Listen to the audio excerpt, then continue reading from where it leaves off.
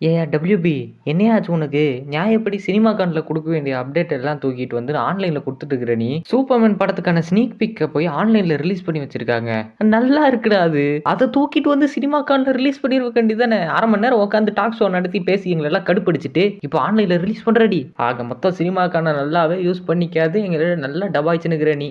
போங்கடா டேய் உனக்கு ப்ரமோஷனே பண்ண தெரியல. எனிவேஸ் இந்த ஸ்னீக் பீக் எப்படி இருக்கு அப்படின்னு பார்த்தீங்கன்னா, சூப்பர்மேன் யாரு அப்படிங்கிறத இந்த ஸ்னீக் பீக்ல ஒரே ஒரு சீன்ல வந்து எக்ஸ்பிளைன் பண்ணிட்டாங்க. அவர் எவ்வளோ நல்லவருங்கிறத டிஃபைன் பண்ணிட்டாங்க. என்னன்னா, அவர் வந்து இந்த ஃபார்ட்ரஸ் ஆஃப் சாலிட்யூடுக்குள்ள போகும்போது, அங்கருந்து ஒரு 4 ரோபோட்ஸ் வந்து இவர தூக்கிட்டு போகும். ரோபோட்ன்னு கூட பார்க்காம தூக்கிட்டு போறதுக்கு தேங்க்ஸ்ன்னு சொல்லியிருப்பாரு Superman. How to define a character in 1 second. See this. இப்போ நம்ம WB இத ரிலீஸ் பண்றதுக்கான காரணம் என்ன அப்படின்னு பார்த்தீங்கன்னா, மைன்கிராஃப்ட் படத்தோட ப்ரமோஷனுக்கு வேண்டி இந்த ஸ்னீக் பீக்கே எடுத்து வச்சிருக்காங்க. இந்த ஸ்னீக் பீக்கே வெளிய லீக் ஆயிட்ட அந்த சமயத்துல காப்பிரைட் ஸ்ட்ரைக் குடுத்துருக்காங்க. ஆனா, இது வந்து பயங்கரமா ட்ரெண்ட் ஆன அந்த டைம்ல நம்மளே ரிலீஸ் பண்றோம்னு இவங்களே ஆன்லைன்ல ரிலீஸ் பண்ணிட்டாங்க. எப்படி பார்த்தாலும் இந்த ஸ்னீக் பீக் பக்கா குவாலிட்டியா வந்து அமைஞ்சிருக்கு. ஜேம்ஸ் கன் அதுல பயங்கர ஃபோகஸ்டா இருக்கு. குவாலிட்டில எந்தவித குறையும் வந்துரக்கூடாது அப்படின்னு சொல்லிட்டு எல்லாமே ஓகே. ப்ரமோஷன் மட்டும் கொஞ்சம் ஒழுங்கா பண்ணுங்கடா டேய்.